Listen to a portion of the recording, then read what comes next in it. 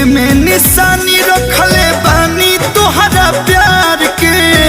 कहत जमाना के देखा दी सीना फाड़ के।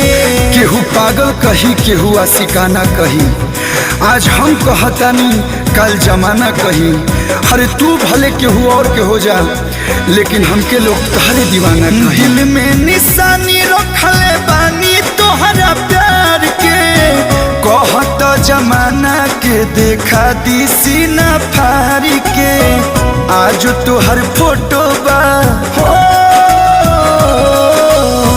आज तोहर फोटो बा करे जावा में टांगल।